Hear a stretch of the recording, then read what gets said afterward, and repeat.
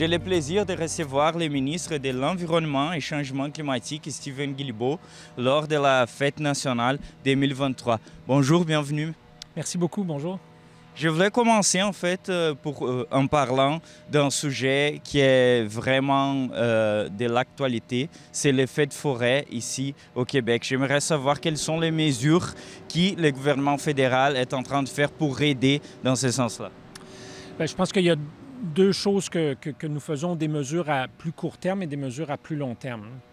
On le sait, la saison des feux de forêt 2023 sera fort probablement la pire saison des feux de forêt de l'histoire du Canada.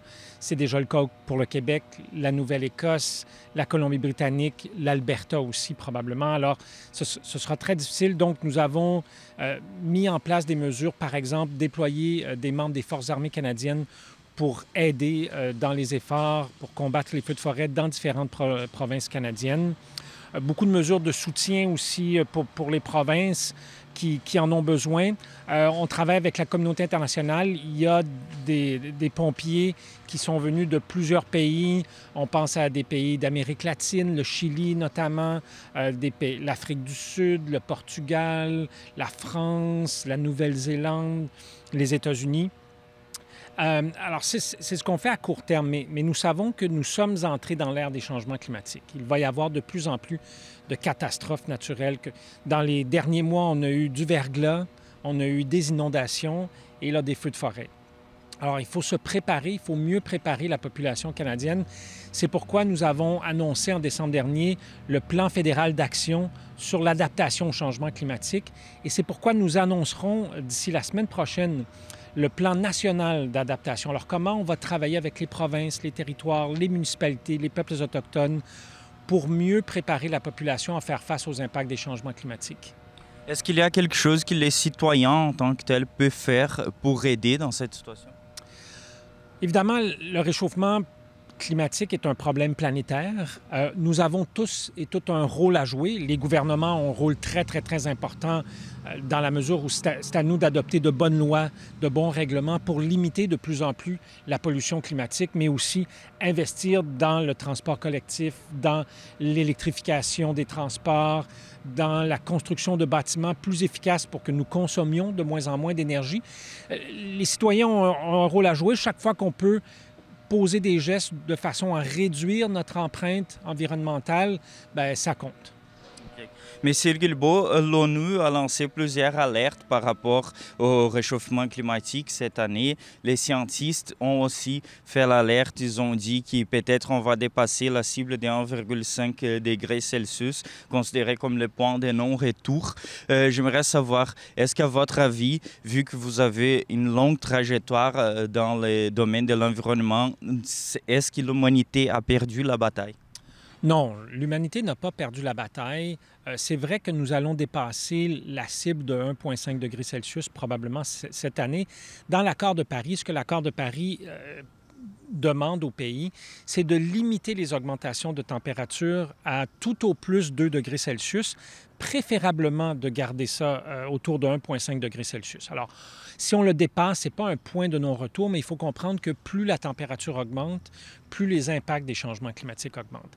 Et même si nous savons que nous allons dépasser 1,5 degrés Celsius, nous savons également que nous sommes capables de revenir en arrière en mettant en place des mesures. Par exemple, plus on va protéger la nature, plus on va faire du reboisement partout sur la planète, plus on va être capable de diminuer les températures moyennes planétaires. Pour terminer les questions plutôt politiques, là, j'aimerais savoir s'il y a des réalisations importantes faites dans votre circonscription cette année. Bien, certainement, plusieurs des choses que nous avons essayé de faire à la sortie de la pandémie, c'est de travailler pour supporter le plus grand nombre de personnes possible. Ça a été très difficile pour beaucoup de gens, la pandémie.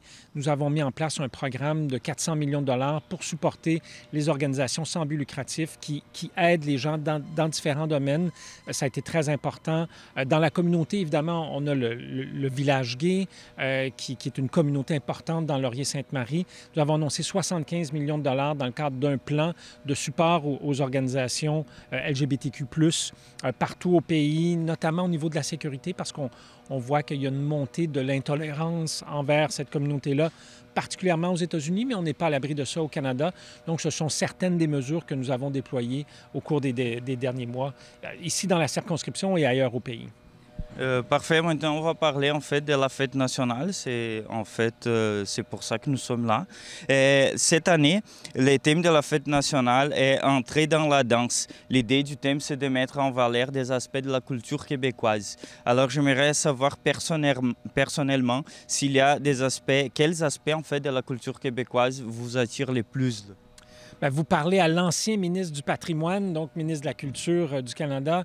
Mais au Québec, on a une culture qui est tellement vibrante, tellement dynamique, que ce soit la danse, le cinéma, le théâtre, la nourriture. Mais moi, je suis particulièrement un fan de musique. Vendredi dernier, j'étais au Francophonie pour voir les Louanges. C'est un spectacle extraordinaire. On a la chance à Montréal d'avoir de grands festivals musicaux. On pense les Francopholies, bien évidemment, le festival de jazz. Au niveau des communautés africaines, par exemple, il y a énormément de choses. Alors, moi, c'est vraiment du côté musical que je me retrouve le plus. Est-ce qu'il y a un artiste qui tourne en boucle chez vous? Il y en a plusieurs. Je suis un grand fan d'Alexandra Streliski, qui vient récemment de sortir un album. C'est une artiste qui fait, je pense qu'elle n'aime pas quand on dit ça, mais qui fait de la musique classique moderne. C'est une pianiste extraordinaire et de renom mondial. Monsieur Guilbeault, pour terminer, j'aimerais un mot en fait pour les résidents des Tours Frontenac. J'aimerais savoir s'il y a un souvenir plaisant ou remarquant de ces bâtiments-là à votre ville. C'est un bâtiment, ce sont des bâtiments et une organisation absolument essentielle dans la communauté de Laurier-Sainte-Marie. Et je pense que c'est un beau modèle aussi au niveau du logement. Nous travaillons beaucoup présentement avec des partenaires, des organisations sans but lucratif, des gens qui travaillent sur le logement, les provinces, les municipalités, particulièrement ici à Montréal, pour tenter de trouver des solutions à la crise du logement. Et je pense que ce que les Tours Frontenac ont fait est un modèle à reproduire ici à Montréal et partout ailleurs au pays. Parfait. Je viens d'interviewer le ministre de l'Environnement et Changement climatique, Stephen Guilbeault. Je vous remercie. Merci beaucoup. Au revoir.